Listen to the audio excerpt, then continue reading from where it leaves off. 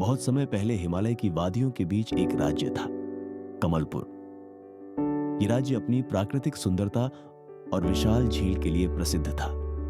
उस झील में हर साल एक विशेष कमल खिलता था, जिसे लोग सत्य कमल कहते थे। मान्यता थी कि यह कमल केवल सच्चे दिल और पवित्र मन वाले व्यक्ति को ही दिखाई देता है। राज्य का राजा वीर सिंह न्यायप्रिय और दयालु था, लेकिन उसका एक दुख था। उसकी इकलौती बेटी राजकुमारी अनन्या बचपन से ही बीमार रहती थी। वैद्य, साधु संत और बड़े से बड़े हकीम ने इलाज किया, पर कोई असर नहीं हुआ। एक दिन एक वृद्ध साधु महल में आए और बोले, राजन, राजकुमारी का स्वास्थ्य केवल सत्य कमल के अमृत से ही ठीक हो सकता है। परंतु ध्यान रहे, यह कमल साधारण मनुष्य को नहीं दिखाई देता। इसे केवल वही पा सकता है जिसका हृदय निर्मल और निस्वार्थ हो।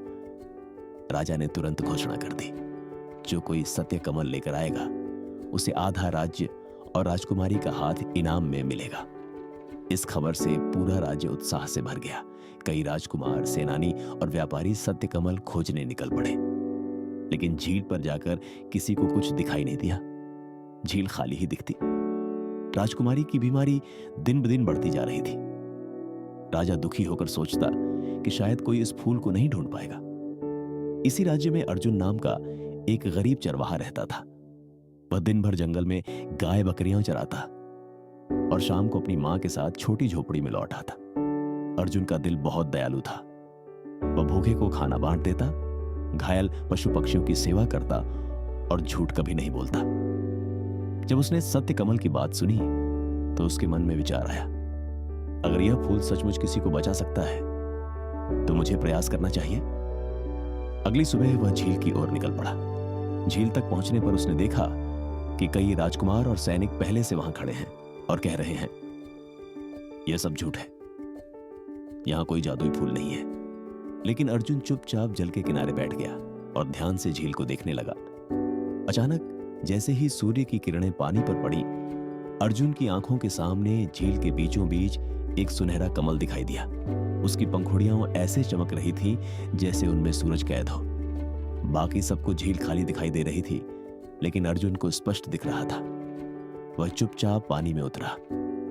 आश्चर्य की बात यह थी कि जैसे जैसे वह आगे बढ़ता, पानी गहराने के बजाय रास्ता स्वयं बनता चला गया।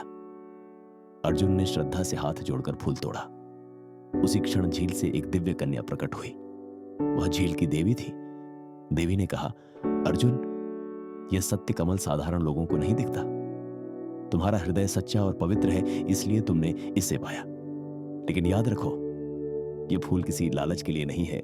इसका उपयोग केवल सेवा और भलाई के लिए होना चाहिए। अर्जुन ने सिर झुकाकर वचन दिया। वह कमल लेकर महल पहुंचा। जैसे ही राजकुमारी अनन्या ने सत्य कमल का अमृत पिया, उसका चेहरा खिल उठा और उसकी बीमारी दूर हो गई। पूरे महल में खुशी की लहर दौड़ गई।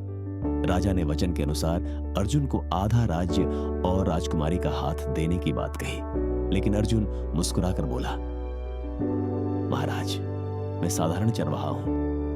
मैंने यह फूल केवल राजकुमारी की जान बचाने के लिए लाया था, किसी इनाम के लिए नहीं। मुझे बस इतना चाहिए कि आप अपने राज्य में सबके साथ न्याय करें और गरीबों की मदद करें। राजा उसकी निस्वार्थता देखकर भावुक हो गए। उन्होंने कहा, अर्जुन, तुम जैसे सच्चे और पवित्र हृदय वाले लोग ही इस धरती की असली दौलत है। राजा ने उसे बड़ा पुरस्कार दिया, उसकी मां के लिए घर बनवाया और उसे राज्य का न्यायप्रिय सलाहकार नियुक्त किया।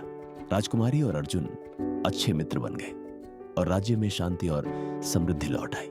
उसके बाद से हर साल जब सत्य कमल झील में खिलता, लोग याद करते कि कैसे एक गरीब चरवाहे की सच्चाई और निस्वार्थता ने पूरी राजकुमारी और राज्य को नया जीवन दिया था।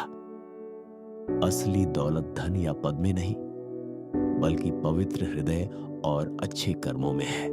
तो दोस्तों, अगर आपको ये कहानी अच्छी लगी हो तो एक लाइक जरूर करें, अपने दोस्तों और परिवार के साथ शेयर करें और हाँ, चैनल को सब्सक्राइब करना बिल्कुल ना भूलें, ताकि अगली बार जब हम नई कहानी लेकर आएं तो सबसे पहले आप